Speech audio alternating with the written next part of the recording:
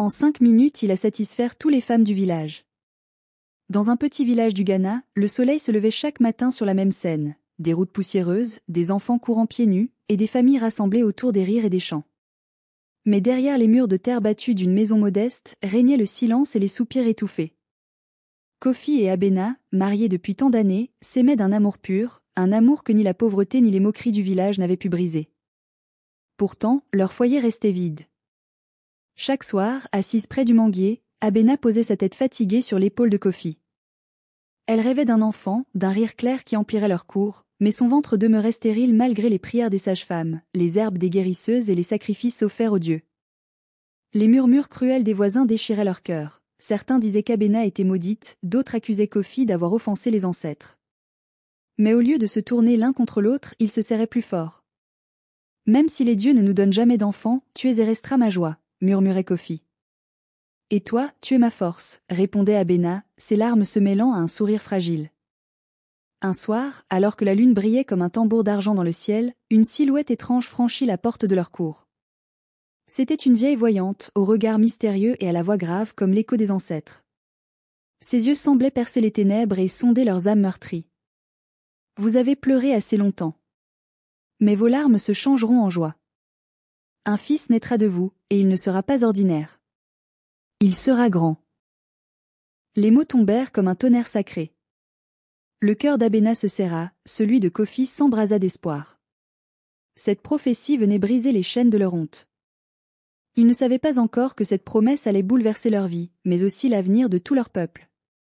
La prophétie ne mit pas longtemps à se réaliser. Quelques lunes après la visite de la vieille voyante, Abena sentit les premiers signes d'une vie grandir en elle. Son corps, autrefois lourd de tristesse, se transforma en un sanctuaire de promesses. Chaque battement de son cœur résonnait comme un tambour sacré, rappelant aux ancêtres qu'un miracle était en marche. La nouvelle se répandit dans le village comme une flamme dans l'herbe sèche. Les voix s'élevèrent. Abena, enceinte? À son âge? Voyons si l'enfant survivra. Peut-être est-ce l'œuvre d'un esprit, pas celle de Kofi. Certains jubilèrent de jalousie, d'autres ricanèrent de scepticisme. Mais dans leur hutte de terre battue, Kofi et Abena ne laissaient entrer ni le doute ni les rumeurs. Ils priaient chaque soir, remerciant les dieux et serrant leurs mains tremblantes avec une force nouvelle. Lorsque vint le jour de la naissance, le village entier retint son souffle. Les tambours cessèrent, les enfants se turent, les anciens restèrent immobiles. La douleur d'Abena déchira la nuit entière, mais à l'aube, un cri perça l'air, clair, puissant, comme celui d'un guerrier qui défiait déjà le monde. Un fils était né. Kofi le souleva au vers le ciel rougeoyant du matin. Ses yeux fatigués brillèrent d'un éclat qu'aucune larme ne pouvait éteindre. « Notre honte s'est changée en gloire », cria-t-il. Abena, haletante, serra son enfant contre elle. Cet enfant est la preuve que les dieux ne nous ont jamais abandonnés. Ils le nommèrent Ekuaku, mais dans leur cœur, ils l'appelaient roi. Ce jour-là, malgré leur pauvreté, ils sacrifièrent des poulets, allumèrent des feux et frappèrent les tambours. Les voisins se rassemblèrent, certains par curiosité, d'autres par jalousie, mais tous furent témoins de la prophétie qui s'accomplissait. L'enfance de roi fut un mélange d'innocence et de douleur. Ses rires éclatants illuminaient la cour poussiéreuse. Ses pieds nus frappaient le sol en poursuivant les chèvres et en jouant avec des ballons faits de chiffon noué. Ses parents le regardaient, les yeux débordant de fierté. Mais le bonheur n'efface pas la cruauté des hommes. Contrairement à ses camarades, Roi n'avait pas de beaux habits ni de repas abondants à apporter à l'école. Ses chemises étaient déchirées, ses shorts rapiécés, et bien souvent, son estomac vide. Au début, quelques enfants partageaient avec lui leurs morceaux de plantain rôti, leurs arachides ou leurs canquis fumants. Mais très vite, les rires remplacèrent la compassion. Regardez Roi, le mendiant. Toujours à manger dans les assiettes des autres. Sale, pauvre, inutile. Chaque mot était une flèche qui perçait son cœur. Roi faisait semblant de sourire, de ne pas s'en soucier.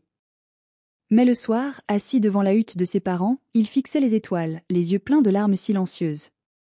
Il se demandait pourquoi la vie lui avait donné si peu, alors que d'autres semblaient nager dans l'abondance. Pourtant, il y avait un endroit où il reprenait des forces, le terrain de jeu. Là, il devenait un autre. Rapide, intrépide, imbattable. Ses pieds nus soulevaient la poussière avec une énergie de tempête.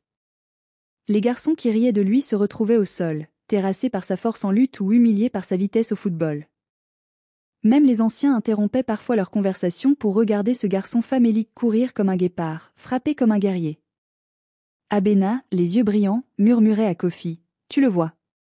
Cet enfant n'est pas ordinaire. » La prophétie s'accomplit. Mais la prophétie avait deux visages, la lumière de la grandeur et l'ombre de la douleur. Car si sa force grandissait, les moqueries aussi. On ne le traitait plus seulement de pauvre, mais de monstre. Et derrière les rires des enfants se cachaient déjà les murmures inquiets des adultes. Roi, sans le savoir, portait un fardeau qui allait bientôt bouleverser son destin. Les années passèrent, et l'enfant joyeux devint adolescent. Son corps, sculpté par les travaux des champs et les jeux incessants, se transforma. Ses bras devinrent puissants, ses jambes musclées, et son torse s'élargit. Chaque match de football était une démonstration de force et de vitesse. Chaque lutte remportée l'élevait un peu plus dans les regards du village. Les filles chuchotaient entre elles lorsqu'il passait. Les garçons, jadis moqueurs, commençaient à nourrir de la jalousie. Mais derrière cette force éclatante se cachait une vérité plus sombre. Car Roi n'était pas seulement fort et courageux, il portait aussi une différence que personne n'osait ignorer. Sa virilité se développa d'une manière inhabituelle, au point d'attirer les regards inquiets, moqueurs ou envieux. Les femmes murmuraient entre elles, les hommes ricanaient en cachette, et les enfants se lançaient dans des plaisanteries cruelles. Ce garçon n'est pas normal. Peut-être qu'il n'est même pas humain. Abena a dû coucher avec un esprit, pas avec Kofi. Les mots étaient terribles, et ils résonnaient dans chaque recoin du village. Même au marché, les regards suivaient Roi comme une ombre. Les femmes mettaient la main devant leur bouche, certaines en ricanant, d'autres en secouant la tête. Les hommes plus âgés, eux, le considéraient avec une sorte de mépris mêlé de peur. Roi, conscient de ce fardeau, fit tout pour le cacher. Il s'habillait de chemises longues et de tissus superposés malgré la chaleur brûlante du Ghana. 3 couches, parfois 4, tout ce qu'il pouvait trouver pour voiler sa honte. Mais plus il grandissait, plus il devenait impossible de dissimuler ce que son corps révélait malgré lui. Chaque jour, la solitude s'épaississait autour de lui. Il ne riait plus comme autrefois, il ne jouait plus avec les enfants du village. Son éclat de rire, qui jadis illuminait les nuits de Kofi et Abena, s'éteignit peu à peu. À la place, il pleurait en silence, étouffant ses sanglots dans un vieux tissu que sa mère lui avait cousu. Souvent, ses larmes coulaient jusqu'à imbiber le sol de sa natte. Ses parents, éveillés par ses pleurs nocturnes, restaient impuissants. Abena l'enlaçait dans ses bras, murmurant. « Mon fils, tu n'es pas maudit. Tu es choisi. Souviens-toi de la prophétie. » Mais à ses oreilles, ces paroles résonnaient comme un mensonge lointain. Il se sentait prisonnier d'un corps qu'il haïssait, prisonnier des regards cruels du monde. Le poids des humiliations. Les rumeurs s'envenimèrent avec le temps. Les enfants qui autrefois jouaient avec lui se mirent à le fuir. Certains le traitaient de monstre. D'autres lui lançaient des pierres en riant. Les filles, qui admiraient sa force, baissèrent désormais les yeux, gênées ou moqueuses. Plus aucune amitié ne résistait. Même les anciens, qui l'avaient vu grandir, ne cachaient plus leur désapprobation. Certains affirmaient que la nature s'était trompée en le créant. D'autres allaient jusqu'à dire qu'il attirait la colère des esprits sur tout le village. Le jeune roi, autrefois si joyeux et combatif, sombrait dans l'ombre. Ses journées se limitaient à travailler au champ avec son père et à se cacher dans la hutte. Il évitait les rassemblements, fuyait le marché, ignorait les jeux. Chaque matin, il redoutait le chant du coq, car se réveiller signifiait affronter un nouveau jour de moqueries et de regards cruels. Dans le silence de ses nuits, il pensa parfois à mettre fin à sa vie. La douleur était trop lourde, trop constante. Mais chaque fois qu'il y songeait, il voyait les yeux de sa mère, pleins d'amour, ou les mains calleuses de son père, qui portaient encore l'espérance. Ces images l'empêchaient de franchir le pas. La prophétie rappelait. Un soir, alors que ses sanglots secouaient tout son corps, ses parents entrèrent dans sa chambre. Kofi posa sa main ferme sur son épaule. « Mon fils, écoute-moi. Tu n'es pas ce que disent les autres. Tu n'es pas un monstre. Avant ta naissance, les esprits avaient parlé de toi. Ils ont dit que tu serais grand. Ta destinée ne réside pas dans leur rire, mais dans cette prophétie. » Abena, les larmes aux yeux, ajouta d'une voix tremblante. La grandeur naît souvent de la douleur. Tiens bon, roi. Les esprits n'ont pas menti. Leurs mots déposèrent une étincelle fragile dans son cœur meurtri. Pour la première fois depuis longtemps, il s'endormit sans pleurer. Mais la blessure restait là, profonde et vive. La décision. Kofi et Abena, vieillissants, ne supportaient plus de voir leur fils dépérir. Leur amour était immense, mais leur force déclinait. Une nuit, alors que le ciel s'embrasait de rouge au coucher du soleil, Kofi parla d'une voix grave. Il y a un endroit, au-delà de la grande forêt. Une terre redoutée, mais que je crois être ton destin. C'est le village des femmes. Là-bas, ta différence ne sera pas une honte. Là-bas, peut-être commencera ta vraie grandeur. Abena, la gorge serrée, acquiesça. Oui, mon fils. Là-bas, on ne rira pas de toi. On ne t'appellera pas monstre. On te jugera pour qui tu es, non pour ce que tu portes. Roi écarquilla les yeux. Un village de femmes. Pourquoi aurait-il sa place parmi elles? Mais une étincelle d'espoir, longtemps éteinte, se ralluma en lui. Peut-être que la prophétie n'était pas un mensonge. Peut-être que sa destinée l'attendait de l'autre côté de la forêt. Le jour du départ arriva plus vite que prévu. Le soleil s'était levé avec une lumière terne, comme si même le ciel savait que ce n'était pas un jour ordinaire. Dans leur petite hutte, Kofi et Abena avaient rassemblé le peu qu'ils possédaient, quelques vêtements usés, une calebasse d'eau, des galettes de maïs enveloppées dans des feuilles, et une bourse contenant leurs maigres économies. Ils avaient tout préparé en silence, leurs regards se croisant sans mots, comme si chaque parole aurait été trop lourde pour leur gorge serrée. Roi, debout au centre de la pièce, se sentait à la fois excité et terrifié. Il voyait les rides profondes sur le visage de son père, les cheveux blanchis de sa mère, et il se demandait s'il les reverrait un jour. Ensemble, ils marchèrent jusqu'à la lisière de la grande forêt. Le sentier se rétrécissait, avalé par les arbres immenses dont les branches formaient une voûte sombre, presque impénétrable. Les villageois, curieux, observaient de loin, certains avec des murmures moqueurs, d'autres avec un respect mêlé de crainte. Arrivé au seuil de la forêt, Kofi posa une main ferme sur l'épaule de son fils. Ses yeux brillaient d'un mélange de fierté et de douleur. « Mon fils, c'est ici que notre chemin avec toi s'arrête. Mais c'est ici que le tien commence. Tu n'es plus seulement notre enfant. Tu es l'homme choisi par le destin. Affronte tout ce qui viendra avec courage. » Abena éclata en sanglots et serra Roi si fort que son cœur en trembla. « Souviens-toi, mon fils. Le monde peut te traiter de monstre, mais les esprits t'ont déjà proclamé roi. Ne recule jamais. » Les mains tremblantes, Roi s'agenouilla et toucha les pieds de ses parents en signe de respect. « Père, mère, je vous jure que je marcherai jusqu'au bout de ce chemin. Et si les esprits ont un plan pour moi, je l'accomplirai. » Alors, il tourna son visage vers l'ombre de la forêt et s'y enfonça. À chaque pas, les arbres semblaient se refermer derrière. Lui, comme s'il l'engloutissait dans un monde nouveau.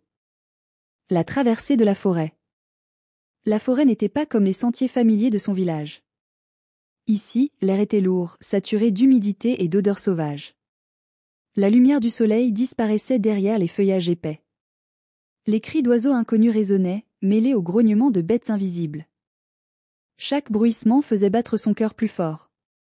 La première épreuve survint à peine après quelques heures. Un serpent gigantesque, plus long que 3 hommes, surgit du sous-bois. Ses écailles brillaient dans la pénombre, et ses yeux froids fixaient Roi avec une haine ancestrale. Le jeune homme, armé seulement d'un bâton taillé, sentit ses jambes trembler. Mais il se rappela les paroles de son père, « Affronte tout avec courage. » Il leva son bâton et frappa. Le serpent siffla, attaqua, mais Roi esquiva avec l'agilité d'un joueur de football. Il frappa encore, jusqu'à ce que la bête s'écrase au sol, immobile. Essoufflé, couvert de sueur, il resta debout, le regard brûlant. Son premier combat dans cette forêt venait de prouver qu'il n'était pas un simple garçon. Les épreuves s'enchaînèrent. Un sanglier surgit des buissons, ses défenses pointant vers lui. Roi esquiva de justesse et, d'un coup de bâton, le repoussa. Plus loin, une troupe de singes tenta de voler sa nourriture. Mais il poussa un cri puissant, ses yeux flamboyants, et les animaux fuirent dans les arbres. Chaque combat révélait une force nouvelle en lui, une endurance née de ses humiliations passées. Chaque pas l'endurcissait. Ce qu'il avait brisé dans son village devenait son arme dans la forêt. Les observatrices cachées. Mais ce qu'il ignorait, c'est qu'il n'était pas seul. Dans les branches, dissimulées par l'ombre, des silhouettes féminines l'observaient. Des femmes du mystérieux village, envoyées par leur reine, surveillaient ses moindres gestes. Elles avaient vu le serpent géant gisant au sol, elles avaient entendu son cri contre les singes. Aucun homme ordinaire n'aurait survécu à cela, murmura l'une. Nous devons prévenir la reine, répondit une autre. Elles s'élancèrent dans la forêt, les cœurs battants, pour annoncer qu'un étranger traversait leur territoire avec la force d'un guerrier. L'arrivée au village des femmes. Après plusieurs jours à marcher, à combattre et à dormir sur des sols froids, Roi déboucha enfin sur une grande clairière. Devant lui s'étendait un spectacle qu'il n'aurait jamais imaginé, le légendaire village des femmes. Des huttes élégantes entourées de palmiers. Des visages curieux derrière des portes entr'ouvertes. Des murmures glissant dans l'air. Partout, des regards féminins, certains craintifs, d'autres fascinés. Mais au lieu de l'attaquer ou de le chasser, elles le laissèrent avancer. Roi, épuisé mais déterminé, choisit un petit terrain en bordure du village. Avec ses mains nues et quelques outils, il commença à bâtir une maison. Jour après jour, les femmes l'observaient en silence. Tandis qu'elle vivait dans des huttes de palmes fragiles, lui élevait des murs solides en briques de terre polie. Son toit, tissé avec soin, résistait aux pluies. Sa maison grandissait comme un monument, symbole de sa volonté de s'enraciner. Peu à peu, les murmures se transformèrent en fascination. Regardez comme il est différent. Peut-être que la reine avait raison, les esprits nous l'ont envoyé. Lorsque son champ, soigneusement cultivé, se mit à prospérer avec des récoltes abondantes, même les plus sceptiques baissèrent les yeux. Cet étranger n'était pas un simple homme. Il était une énigme vivante. Et dans les recoins du village, certaines femmes, en secret, ne parlaient plus seulement de ses champs ou de ses murs. Elles parlaient de lui, de son corps, de sa force, de l'étrange magnétisme qui semblait l'entourer. Roi ne le savait pas encore, mais son destin venait de basculer. Les jours passèrent et l'étranger mystérieux, que les femmes appelaient désormais roi, s'imposa dans leur quotidien sans jamais chercher à dominer. Il travaillait ses champs dès l'aube, bâtissait sans relâche et partageait son savoir avec patience. Les femmes, intriguées, commencèrent à l'approcher timidement. Certaines observaient ses gestes pour apprendre, d'autres se surprenaient à le fixer avec une admiration plus intime. Mais le moment décisif vint lorsque la reine elle-même demanda à le rencontrer. La rencontre avec la reine. Un après-midi, des femmes vinrent frapper à la porte de Roi. La grande reine veut te voir. Le cœur de Roi se serra. Jamais il n'avait parlé à une souveraine. Il se lava, changea de vêtements et suivit les messagères jusqu'à la grande cour. Là, sur un tabouret sculpté, se tenait une femme d'une majesté rare. Sa peau brillait comme du bronze poli, ses yeux perçants semblaient sonder l'âme de ceux qui osaient la regarder. « Étranger, qui es-tu » demanda-t-elle d'une voix calme mais puissante. « Je m'appelle Eku-Aku, mais mes parents m'ont toujours appelé roi, » répondit-il en baissant humblement la tête. « Et pourquoi es-tu venu en ces terres, là où aucun homme n'ose poser le pied ?» Roi inspira profondément, et pour la première fois, il parla sans détour de sa douleur. « Depuis mon enfance, on se moque de moi. On m'appelle monstre. Mon corps a fait de moi un paria. Je suis venu chercher un refuge, un lieu où je ne serai pas jugé par ce que je porte, mais accepté pour ce que je suis. » Un silence lourd tomba. Les femmes présentes échangèrent des regards. La reine, après un long moment, esquissa un sourire rare. « Tu n'es pas comme les autres hommes. Tu as du courage et de la force. Si tu veux rester, tu devras partager ton savoir et ton cœur avec mon peuple. Alors, nous t'accueillerons non comme un étranger, mais comme un frère. » Roi s'inclina profondément. « Ce sera pour moi un honneur. » La tentation et le désir. Peu à peu, Roi devint plus qu'un frère. Sa force, sa générosité et sa beauté simple attiraient les regards. Les femmes du village, jeunes et âgées, sentaient en lui une énergie qu'aucun autre homme n'avait jamais possédée. La reine elle-même, d'abord admirative, finit par succomber à un feu plus profond. Chaque fois qu'elle venait observer ses champs ou ses constructions, ses yeux s'attardaient sur ses épaules larges, sur sa poitrine brillante de sueur. La nuit, elle peinait à dormir, hantée par son image. Une nuit, incapable de résister, elle se rendit seule chez lui. « Je ne viens pas comme reine ce soir, mais comme femme », murmura-t-elle en posant sa main tremblante sur sa poitrine. Roi, surpris, sentit son cœur s'enflammer. Il n'avait jamais connu un tel désir. Cette nuit-là, la reine découvrit une passion qu'aucun mot ne pouvait décrire. Mais ce qui avait commencé comme un secret se répandit vite. Les sœurs de la reine, intriguées, vinrent à leur tour. Puis d'autres femmes encore. Les nuits de roi se transformèrent en une succession de visites clandestines. Ce qui avait été sa honte devint sa couronne. Il n'était plus le paria moqué, mais l'homme le plus désiré de tout le village. Les rires autrefois cruels furent remplacés par des soupirs d'admiration. Les femmes chuchotaient son nom comme une légende vivante. Le poids de la gloire.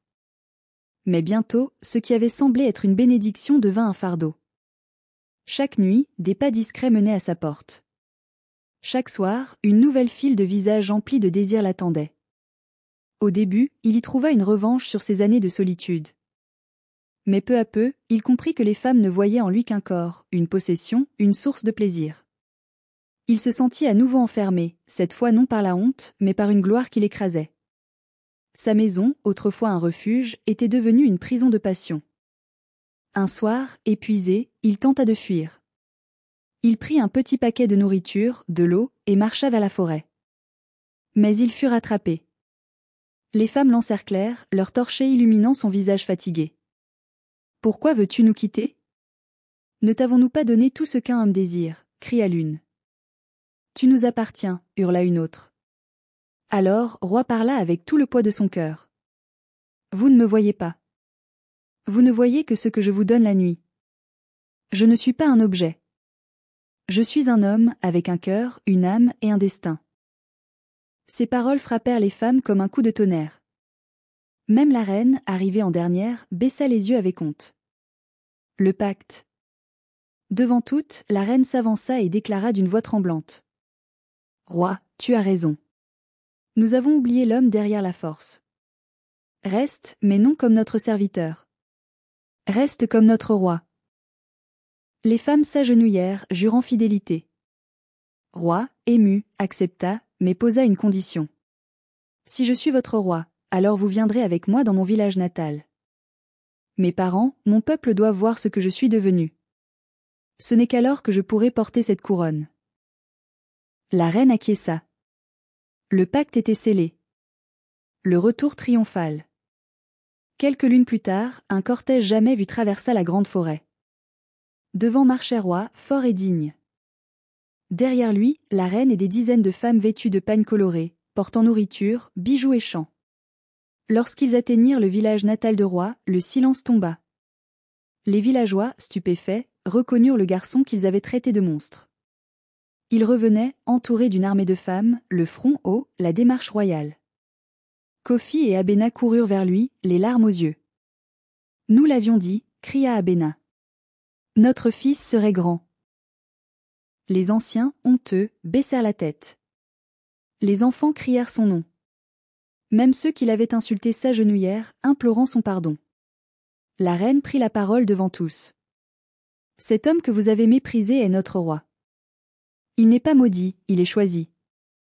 Les esprits l'ont envoyé pour unir nos peuples. » Alors, les tambours résonnèrent, les danses éclatèrent, et le village entier célébra.